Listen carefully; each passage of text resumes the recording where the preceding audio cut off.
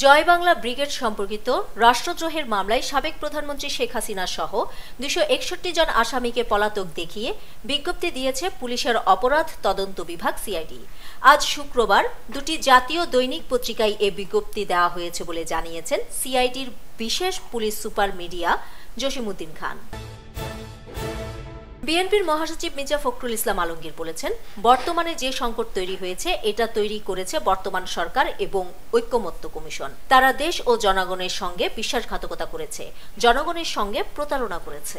আজ শুক্রবার জাতীয় প্রেস ক্লাবে জেএসডির প্রতিষ্ঠাবার্ষিকীর এক আলোচনা সভায় তিনি এই মন্তব্য করেন।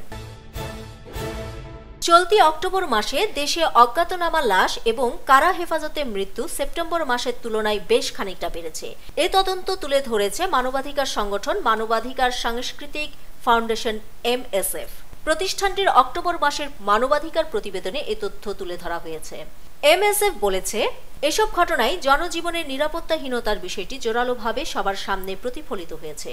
প্রতিষ্ঠানটির পক্ষ থেকে বলা হয়েছে, এই দুই ঘটনা বেড়ে যাওয়ায় আইনশৃঙ্খলা রক্ষাকারী বাহিনীর ভূমিকা নিয়ে জনমনে সন্দেহ তৈরি হয়েছে।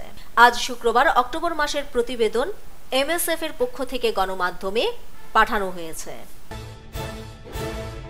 সৌদি আরবে ওমরা পালনে নতুন কিছু বিধি জারি করেছে দেশটির সরকার। এখন থেকে ওমরা ভিসার মেয়াদ 3 থেকে কমিয়ে 1 মাসে আনা হবে। আগামী সপ্তাহেই নতুন সিদ্ধান্ত কার্যকর হতে যাচ্ছে। দেশটির হজ ও ওমরা মন্ত্রণালয়ের বরাতে আজ শুক্রবার আল আরাবিয়া সংবাদ মাধ্যম এ খবর জানিয়েছে।